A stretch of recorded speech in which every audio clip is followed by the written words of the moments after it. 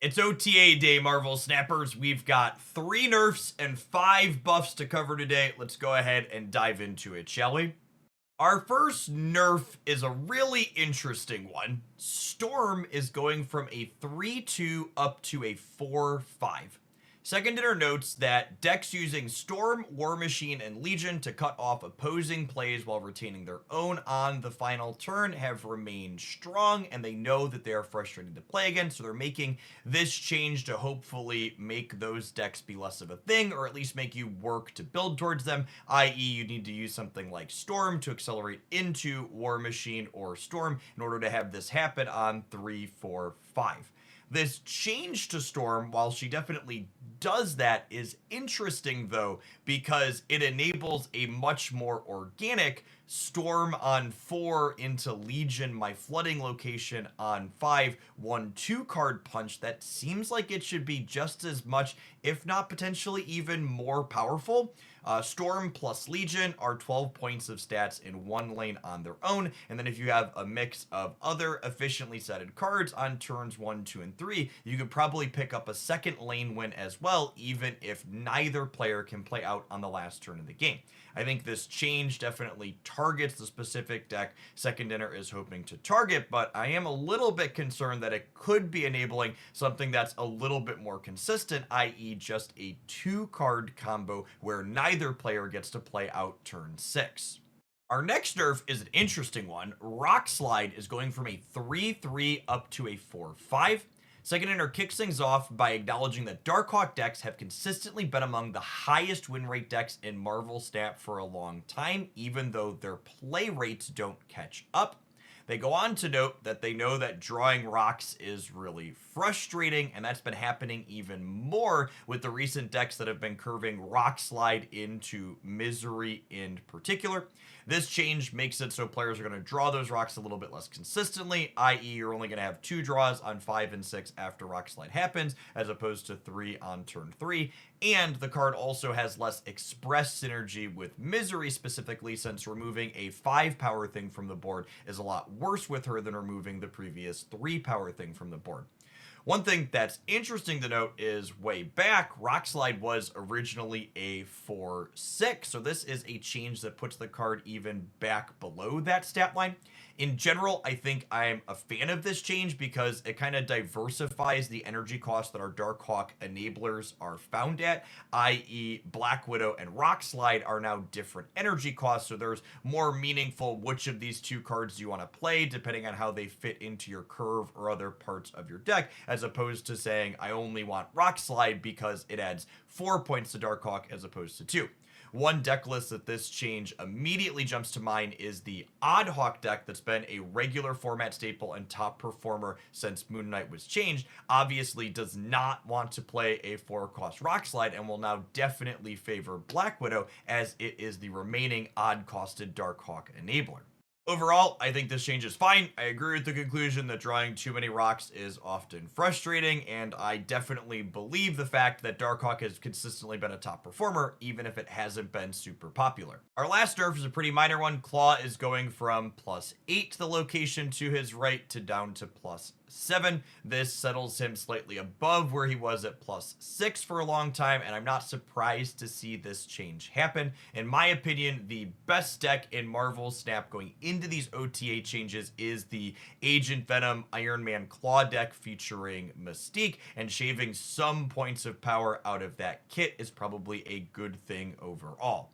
Our first buff this week is Misery is going up to a 4-8. Second Dinner actually told us that they were planning to make this change before Misery left her Spotlight caches previously to give folks a chance to pick her up. They note that while Misery has been enabling a lot of cool stuff, a big part of her drawback is that she's often removing power from the location that she's played into, so they're hoping that giving her some stats will help offset that a little bit.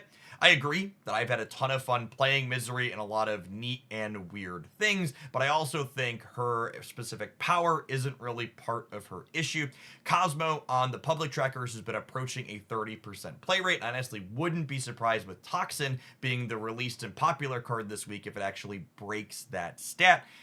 Misery is probably very good in a format that has less Cosmo lurking, but when one of the best decks in the format is not only playing Cosmo, but also regularly mystiquing it into a second lane, Misery's clearly telegraphed what she's enabling and where is just really easy to have counterplay into. This extra stat line definitely is welcome, but I don't know that it solves the problem with her current performance. Our next buff is to Typhoid Mary. She will still be a 410, but her ongoing effect will now only penalize other cards at her specific location.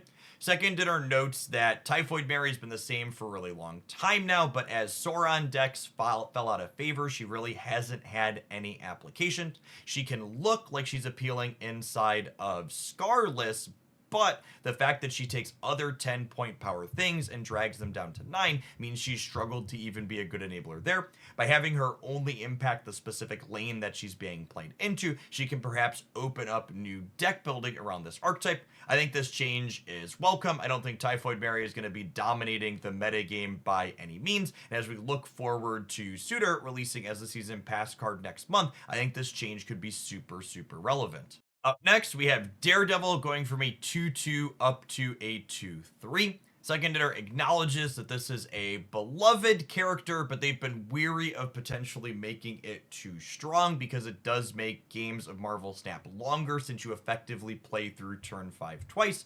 That being said, looking at the data, they feel they can give him an extra bump without making him too strong or too popular, making games go longer unnecessarily. I agree with that assertion. I think this is a free point to give like they often do, and this card will probably see a very similar amount of play that it did prior.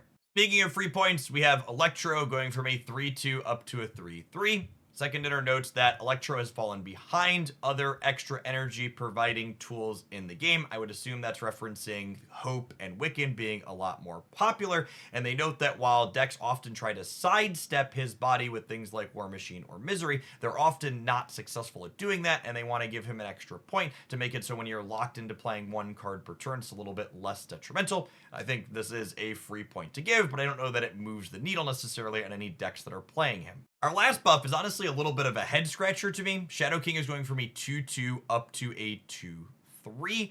Second hitter notes that Agent Venom has spawned a lot of powerful decks, and Shadow King is obviously one of the best ways to have counterplay into that, which I think is definitely true, and Shadow King had already been one of my most played and most successful cards before this buff, and I'm sure that that will remain the case afterwards. It's just very strange to see a direct buff getting applied to a card that was already seeing so much play.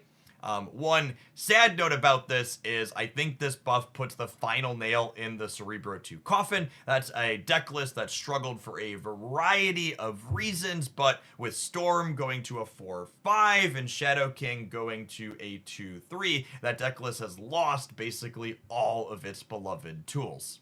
Overall, pretty solid 6 or maybe even 7 out of 10 over the air update for me. It feels like they targeted some nerfs at some of the top decks that could be annoying to play into. We got buffs to things like Typhoid Mary as well as Daredevil that are cards that I'm interested in building around. As always, I'd love to hear your thoughts in the comments down below, what you're looking forward to jamming with and why. And don't forget to make sure you're subscribed to this channel for our best decks roundup on Saturday so we can see what happens after the dust from this OTA settles a little bit.